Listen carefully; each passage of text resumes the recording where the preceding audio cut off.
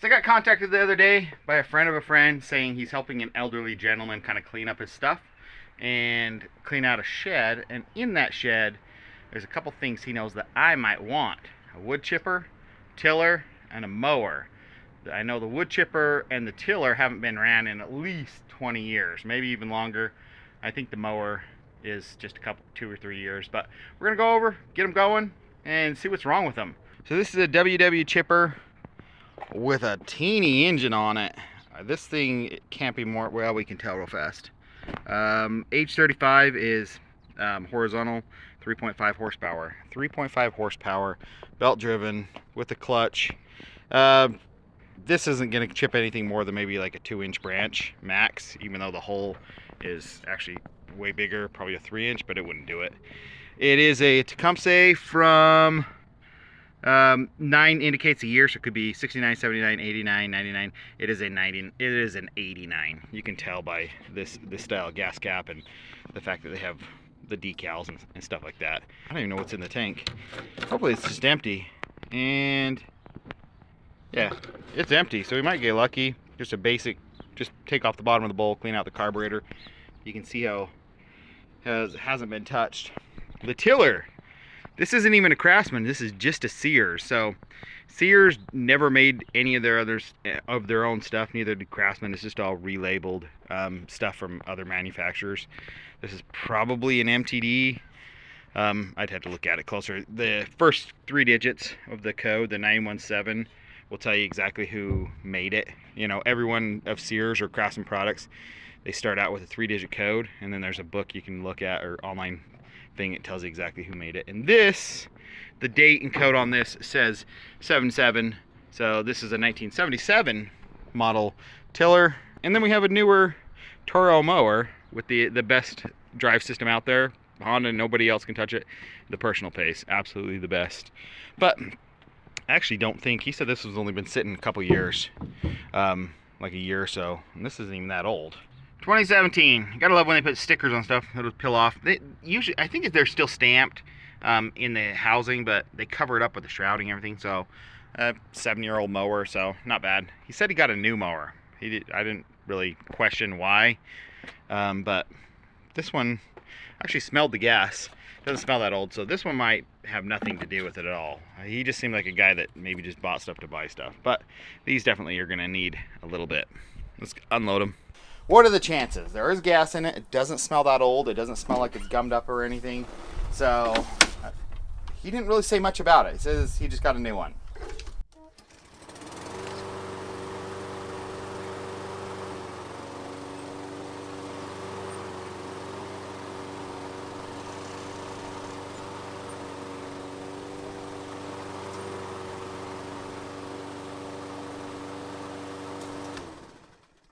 Okay, there's absolutely nothing wrong with the Toro. So, on to the next. Oh, there still is fuel in there. Probably about this much. But it's not rusted. So, it's ethanol free. So, this has 20-year-old gas in it. But, maybe even older than that. The nice thing about non-ethanol free is usually it doesn't rust and kill everything. But, if the tank is rusted on these old Briggs, I'm going to tell you right now, like if there's flaky rust in there, you can never clean it out. You can try and sit there and clean. You're better off with just going to buy a new Chinese engine. But if it's not rusted, this old Briggs will run circles longer around the new, like, you know, go get yourself a Harbor Freight. This is a way better designed engine. It just is. I know. People will fight me on that. Throttle's not stuck. Means everything's not gummed up. Do we have an air filter? A lot of times the air filter just disintegrates. I'm thinking this is going to be a pretty simple one as well. Oh yeah, the air filter's still good. Partly because this has been stored indoors. When stuff's stored outdoors, it just destroys it. So really the only thing that ever goes wrong on these Briggs & Stratton carburetors, will suck the fuel out, is there's a little diaphragm back here that I keep in stock. They're like a quarter. Gasoline is still one of the cheapest cleaners and one of the best cleaners out there for degreasing and stuff. So we're just going to flush off the area. It's literally like $3 for a whole gallon of the stuff. And this little cover pops off. And there's a little locating pin. That's actually not that bad. And then there's a spring and a spring. That actually might even work. That's not the... Ethanol fuel just kills these things. This one's actually not too bad. It's still kind of pliable. But we'll just throw a new one on. This one, I believe, the top one goes directly down to the tank and pulls up. And then this one right here, this little teeny one, sprays into a secondary little teeny cup about the size of this fuel cap that sits right below the carburetor, which is the carburetor bowl, which it pulls fuel from to run. And this one sprays into a little thing. I'll just put a little carburetor cleaner in there to soak up stuff. Honestly, this one would still go. This one's not bad. They get super crispy, and then this is the pulsations of the engine pump this, and that is what pumps the fuel from the bottom up. Take this little spring. Now this is barely protrudes, and it's easier to do when it's not on the engine, but we'll get it done. There's just a little roll pin at the back that locates it. We'll get them all just kind of set in there, and then we'll snug it up at the end. Absolutely one of the best designs ever, the main jet, where it's actually fixed into the nut. So you never mess with the setting. It's already set. Now, sometimes there's a secondary screw in there, and not all models, and this one has them.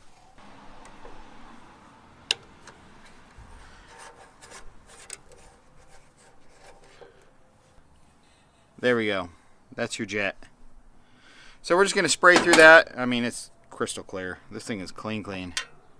But then there's a couple passages. If you just look in there, there's one that usually goes from the side for the idle, and then one down. And so just spray through the different passages. Spray through real fast. I put this back in. I'll reseat this. And then I'll spray through the center of the little jet right there.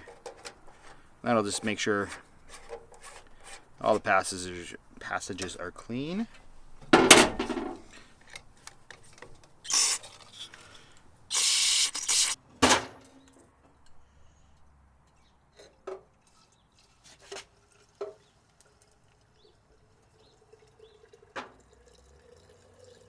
What do you guys think? Look good?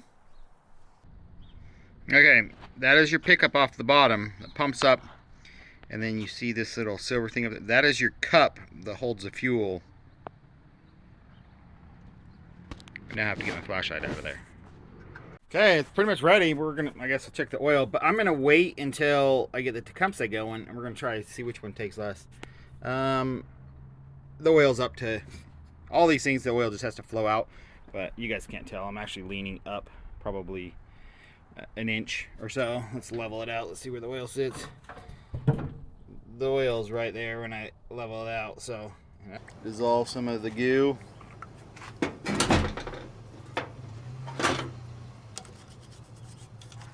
"99% of the time, I remove a Tecumseh carburetor to clean the entire thing. This thing has some symptoms of not being dirty, and one is the main throttle butterfly is not stuck, because if that gets gummed up, you mean you got gum up all the way through the carburetor, and neither of this is a choke. If either one of those is gummy, you got to remove the whole thing. So we're going to do the cheat method on this one, where we just remove the bowl of the carburetor on the bottom. So we'll just take a 7/16, and there's just a nut down there.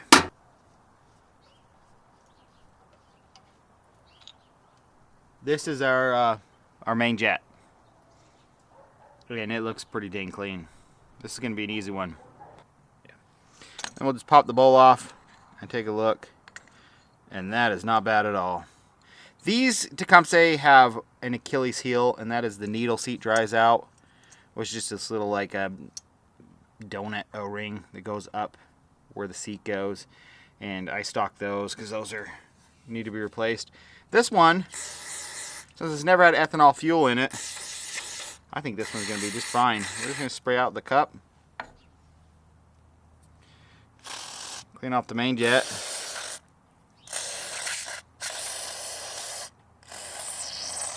We don't even have to mess with the adjustment either. The biggest problem with the main jet that people have is there's a teeny little hole right there. Every single one. This is what runs your idle circuit. And you don't get this clean, the engine will just surge. And then I'm going to just spray up right through the center. There's an emulsion tube that gets gummed up right where these threads are. And we'll go from there. And then there is the idle jet on this old one. We'll just spray through there. Count the number of turns in, back it out, spray. But that spray is dripping out the bottom, so I know the passage is clear down to the bottom. There's also a couple holes up here. They don't always get clogged. Depends. If you look at the bottom of the carburetor and it's just completely crusty, yeah, you're gonna have to pull this whole thing apart and go from there.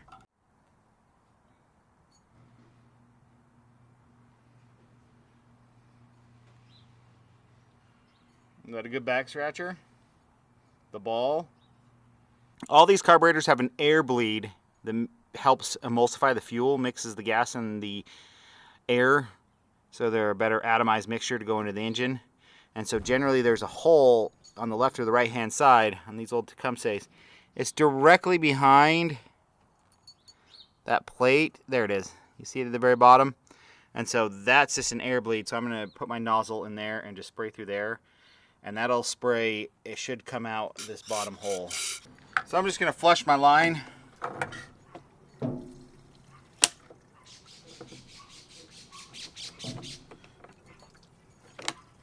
There we go. I'll just flush anything through that might be sitting in there in the fuel line, gummed up. Then you don't clog up your clean carburetor. And if we have a leaking needle or seat or something, we'll come back and we'll address that. That's easy enough. The Tecumseh's a little low on oil, but we'll see how it runs, and then she gets an oil change. You don't get an oil change until we see how you run. Okay, hedge your bets. The Briggs already has a disadvantage because it has to pump up the fuel. I'm going to say the Briggs is 4 pulls. I'm going to say the Tecumseh is 1 pull. So I have no idea if there's even spark on the Briggs. This is a points and condenser engine. Let's see which way. Full throttle. We got choke. Here we go. 1, 2. We'll pull the fuel up. Choke all the way out still. 3. This is my gas with 4.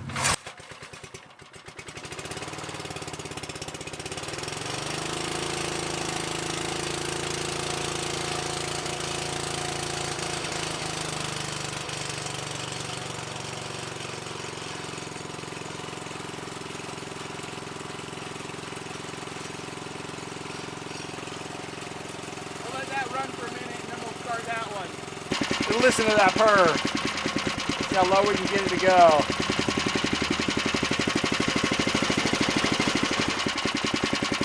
That's about it. Okay, my guess with the Tecumseh is 1 pull. Put it to choke. Put it to fast. And here we go. Ready? Nope. Nope. 1 pull didn't do it.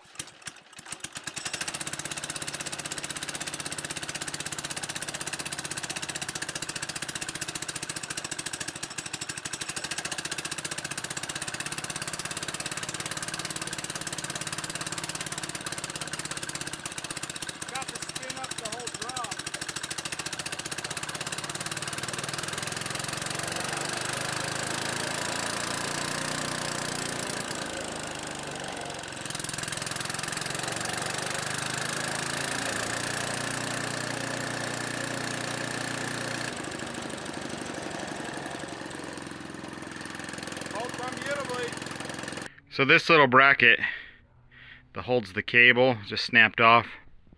I lubed up the cable now, so now it's moving freely. So this just bends around, and it was only connected probably on this outside, so I'll just put a tack weld. Probably on both sides, I guess. It doesn't really matter where it's going.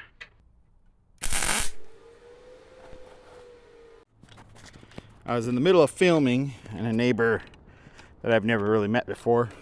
Elderly neighbor, moved in like a year or two ago. Just came down and said, hey, do you work on cars? You just collect them.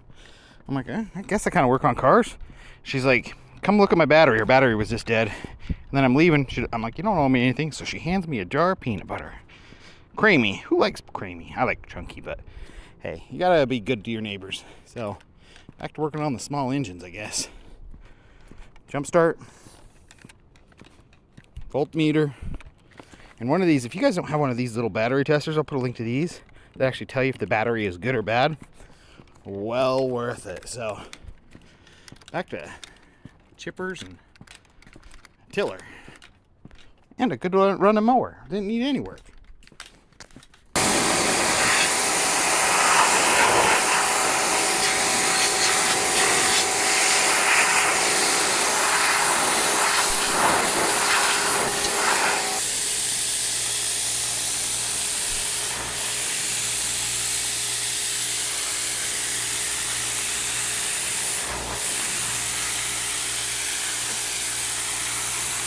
If you have a bag that doesn't ever seem to fill fully, pressure wash it. See, I've done the top half, the bottom half. These are mesh and they get completely clogged up. So once I clean out the top half, it'll actually flow air and you'll have way better pickup. Okay, virtually all these small engines, the drain plug is 3/8 square. And we all have the perfect square drive socket to reach in there. A wrench on there, boom. No stripping out that plug. Hey, one last thing before I try this out is those blades are dull. So we've got to take those off.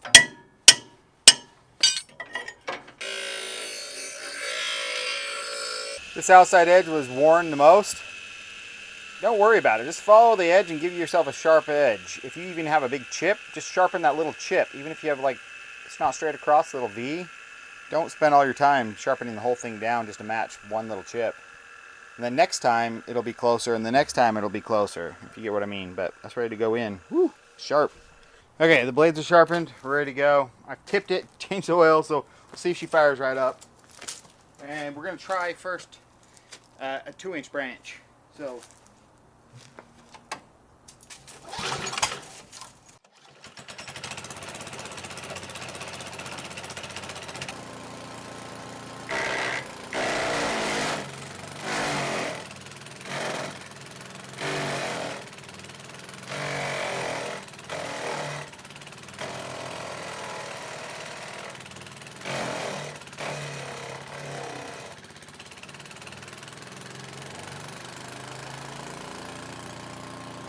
this is a really crappy tree, so it's just folding that, it's cutting it. The blades are sharp, but it keeps folding it over and just kind of sticking. So I think I'm going to regrind the profile on the blades. I think they were a little too steep. I just matched what was there. I think they should be more of a 45. So I'm going to regrind the profile just a little bit. Actually, the blunter the edge is, like the shallower the angle, I guess, the stronger the edge is. So that'll hold an edge better. I'm actually going to see, I guess just dawned on me, that maybe the gap between where the feed chute is and where, because the stick comes in this way, maybe there's a 1/2-inch gap, and so it gives it room to fold down, where if there's almost no gap, then this acts like a scissor. So I'm going to go check that, and if there is a gap, I might have to weld a little plate in there. Okay, you see the chute comes down, then it pokes on the inside right to here, and the blade is supposed to intersect it. It is about 1/8 of an inch away, and that's actually not that bad. But the closer it is, the better. I'm going to close up that gap a little bit. We just pull off the chute, and I can just weld something to it. New development!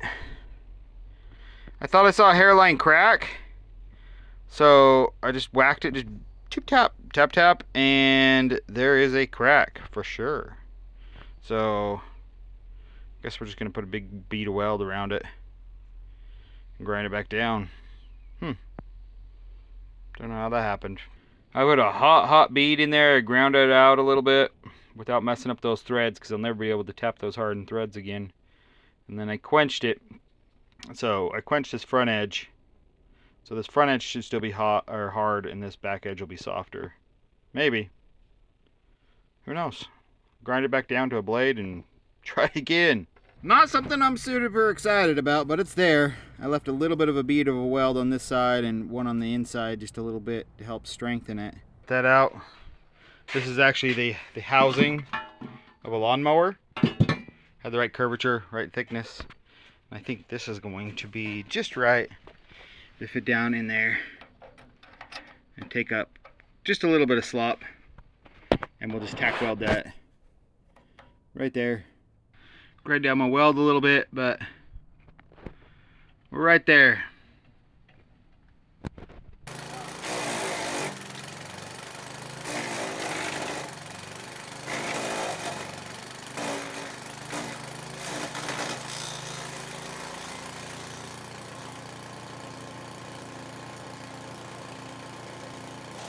Whatever I did the trick. So I think the wood was just so soft it was slipping down that gap and bending in. It's actually pretty impressive for 3.5 horsepower.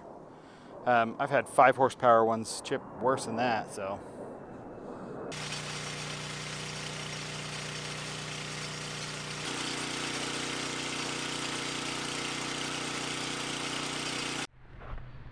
This, good to go. The tines are a little bit, not dull, but they're reversed ground, so that they bounce a little bit off the really hard dirt. You know, it's tapered this way. It should be tapered the other way, just from use. A garden or something, or dirt that's been tilled before, you would never be able to notice. But you could spend the time to grind that all the way back, but you're going to lose a 1/4 inch of your blade to grind that back the other way. You know, it's still dug in 3 inches. You just have to work a little bit harder. You know, this has just never been tilled before. So, ready to go? Razor sharp.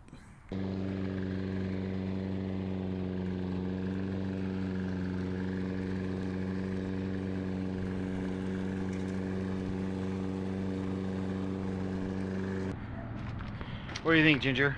It's a good unit. It's working good now. The neighbor was complaining about noise a little bit, but I don't think they'll bother me anymore. So let's go in. Come on.